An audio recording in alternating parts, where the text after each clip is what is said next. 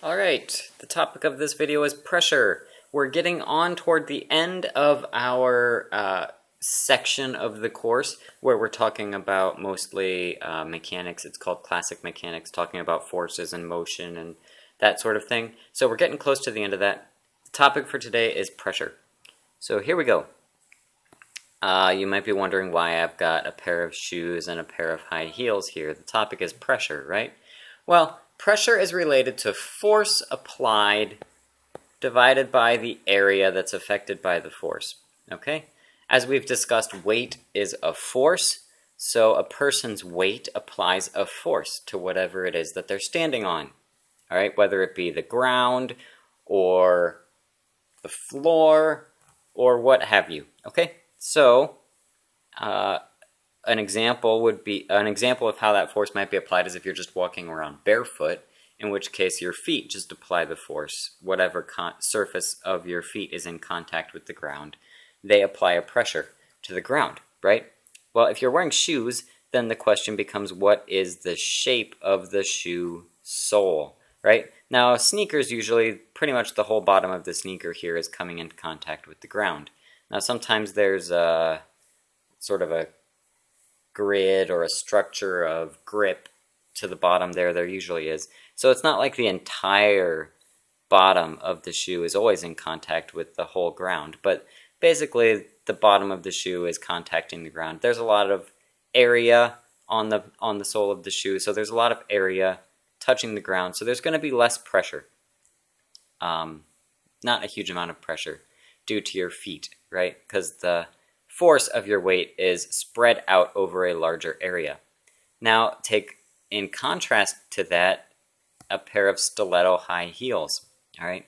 Most of your weight is going to be concentrated on your heel here. Some of it's going to be on the front of the pad as well, the front of your foot, your toe area, and the balls of your feet. Some of your weight goes there. A lot of your weight is applied at the heel as well.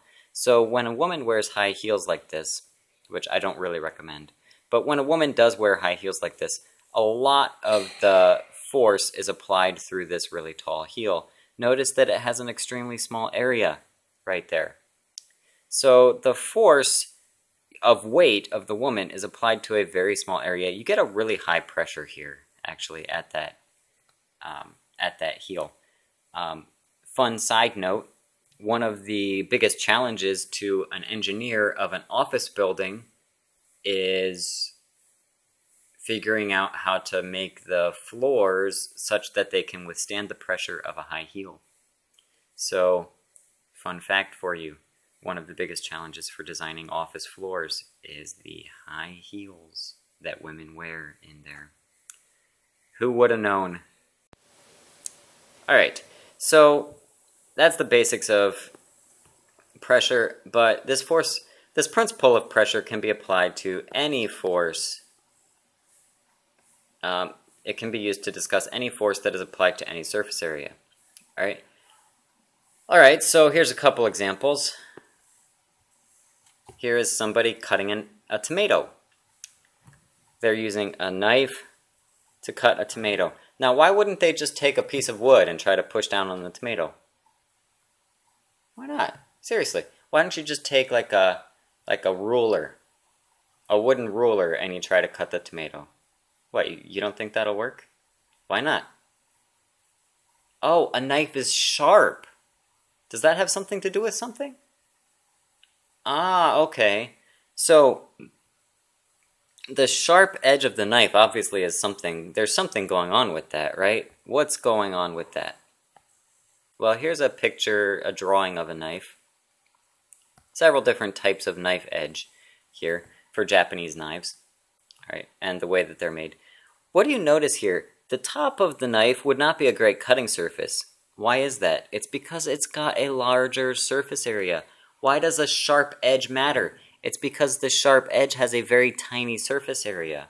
So the force that you apply then to the knife gets transmitted to that knife edge, and a relatively small force can cause a really large pressure on whatever it is that you're trying to cut.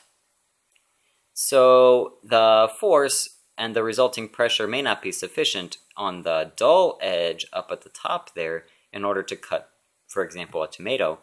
But the force and the pressure here, the pressure is much, much greater with the same amount of force because it's a much smaller surface area. So you get a really high pressure, and then you can cut pretty easily through most things, right? Because of the high pressure that's caused by the very sharp blade. The sharper the blade, the smaller the surface area, and the more pressure you get. Whoa, right? Who would have known that pressure is why knives work? All right, here is a guy in riot gear. He's probably a police officer. And he is getting ready to break into a building. What's he got there? It's called a battering ram. All right, it's probably relatively heavy, and he's going to swing it with as much speed as he can manage. So what he's going to do is he's going to apply a speed to this and an acceleration, right? It's going to be changing speed. He swings it back, and then he swings it forward as hard as he can, trying to get it up to as fast a speed as possible when it hits the door. All right? The faster the speed when it hits the door, the more energy it's going to have, and the greater the force it will apply. Now, you might remember Newton's second law of motion here. Force is equal to mass times acceleration. Well, this thing's going to have some mass. It's also going to be accelerated by the gentleman that's holding it right there. And that's going to let it apply a force to the door, right? There's going to be a force that's applied right there. Now notice, this has a relatively small surface area, right? So that means that it's going to cause a relatively high pressure when it hits the door, right? Small surface area means a high pressure. So as long as you hit the door in the right area, then you're going to get a really huge pressure, and that's going to cause a lot of, it's going to really, really hurt the inner mechanics of the door here and hopefully break open the door, right? So lots of force, small surface area means high pressure, and then that is used to break down the door. Okay, so we have some sample problems here related to pressure. First, we've got these 4 different blocks. They're all the same weight, 10 newtons, and they're resting on this horizontal surface. The question is, which block applies the greatest pressure on that table surface? All right? So remember that pressure is equal to force divided by area. The force is equal for all 4 cases, so then the deciding factor is the area. Since area is on the bottom or in the denominator of the fraction, then a greater area means a smaller pressure. All right, so we want the smallest area, which is going to give us a greater pressure. Okay, so if we look at this, it's basically a question of which of these has the smallest area on its base. The rest of the figure does not matter at all. All that matters is the size of the base. And which one has the smallest base? That would be this one. So the answer would be A. Greatest pressure on the smallest base. Alright, so to prevent a cement mixer from sinking into soft ground, the mixer is placed on a large flat board. Question becomes, why does this prevent the mixer from sinking? And we've got 4 possible answers. First, the large area decreases the pressure on the ground. Okay. Second, maybe the large area increases the pressure on the ground. Maybe the large area decreases the weight on the ground, or maybe the large area increases the weight on the ground. So it's the same cement mixer, right? We haven't changed the cement mixer by adding the board. So in fact, adding the board is going to add slightly more weight to the ground because the board has weight.